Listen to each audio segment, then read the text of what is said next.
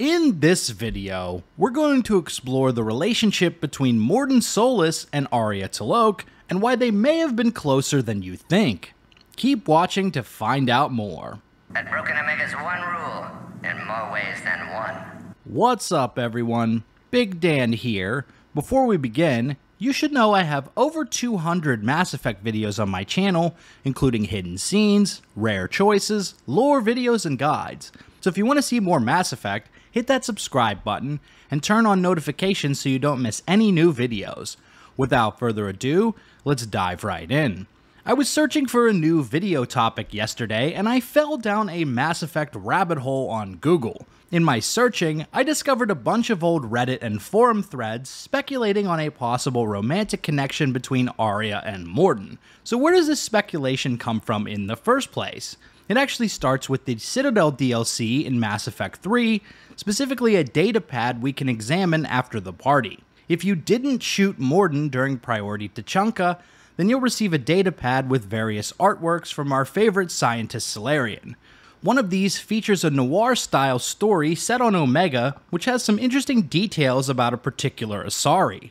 Omega. Sky was color of VidCam tuned to a dead Fortune. Then troubled Doppler shifted deep Asari blue as it came through my door. Likely Elcor father. High gravity adapted in all right places.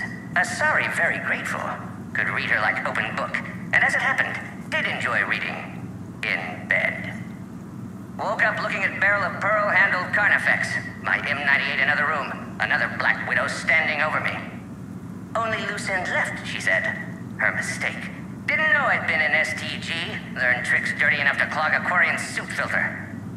Your barrier's very similar to your morals, I said, and threw my biotic grenade. Warped. When woke up from explosion, Asari had fled back to Afterlife. Felt lucky not to be in Afterlife myself. Hadn't been paid, but considered self-fortunate. At Broken Omega's one rule, in more ways than one. Several details make it clear that Mordin is describing Aria specifically an intimate encounter he had with the Queen of the Afterlife, saying that she enjoyed reading in bed, and that she tried to assassinate him the morning after their time together. He escaped this encounter and the Asari fled back to the Afterlife, which we all know is Aria's main base of operations on Omega, where she holds court for clients and mercenaries. The most interesting part is Mordin's claim that he broke Omega's one rule in more ways than one. When we first come to the Afterlife, Aria tells us Omega's one rule. Omega has no titled ruler and only one rule.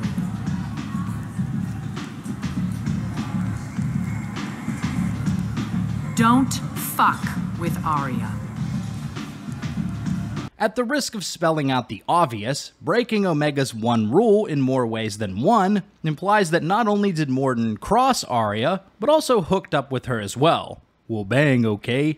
But the question is, did this encounter really happen, or was Mordin just spinning a fictional fantasy for the sake of an interesting story? It's worth examining what we know about Aria, her proclivities, and her connection to Mordin.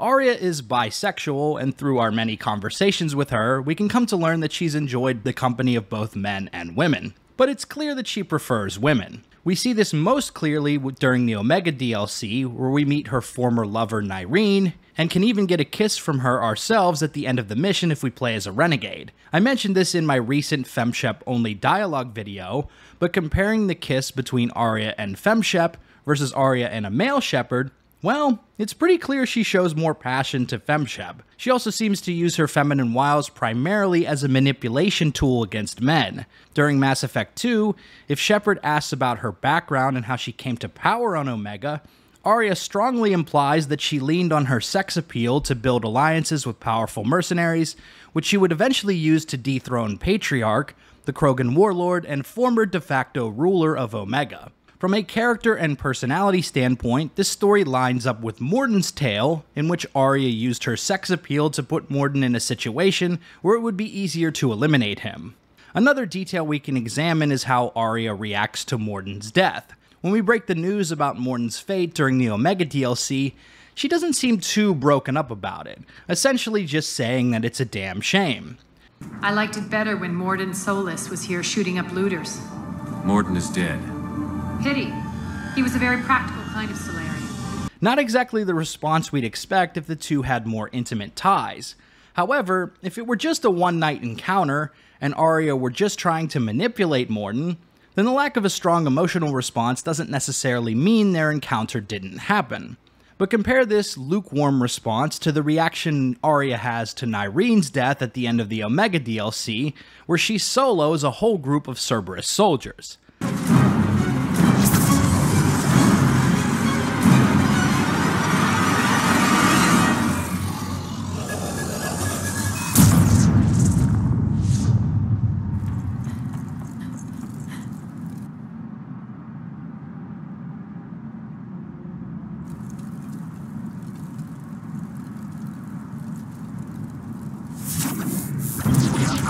That's it. Tell your boss I'm coming for him.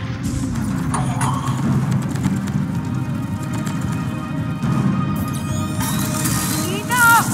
I'll kill you all! Now, it's not exactly fair to compare Mordin and Nyrene in this case. Aria's relationship with Nyrene was very deep. She wasn't just a one-night fling.